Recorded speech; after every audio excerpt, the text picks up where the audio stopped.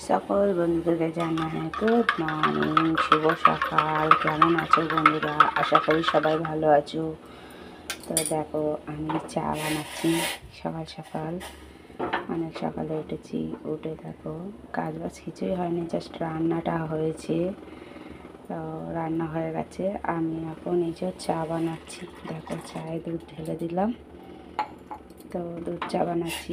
ছেলে এখনও ঘুমাচ্ছে, উঠেনি, উঠবে। এই চা বানিয়ে ওকে তুলে দেব।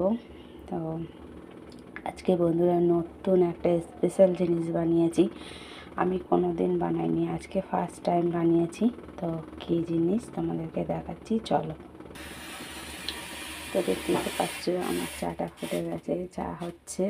কেননা দুধ চা তো ভালো করে না ফোটালে একটা দুধের গন্ধ বেরোয়। তো ওই গন্ধটা আমার ছেলে পছন্দ করে না, বলে চা করবে যখন তখন ভালো করে ফোটাবে চাটা, নাহলে দুধ দুধ গন্ধ করে।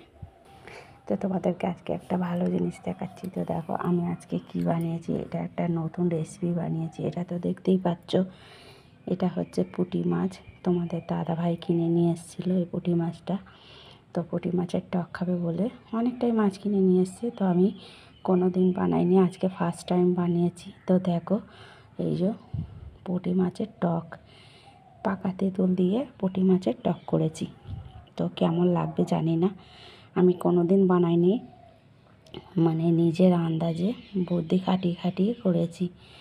তো এই টকটা বানাতে কোনো মশলাই লাগেনি, জাস্ট কালো জিরা, শুকনো লঙ্কা ফোড়ন দিয়ে, কাঁচা লঙ্কা চিড়ে দিয়ে করেছি, আর পাকা তেঁতুল দিয়ে, ব্যাস। আর এই দেখো, ছেলের টিফিন গুছিয়ে রেখেছি, কাজে যাবে। গাড়িটাতে পুরো নেউর পরে পুরো ভিজে গেছে, গাড়িটাতে চাপা দিতে বলি দেয় না। তো চলো বন্ধুরা, সবাই ভালো থেকো, সুস্থ থেকো, টাটা, বাই বাই।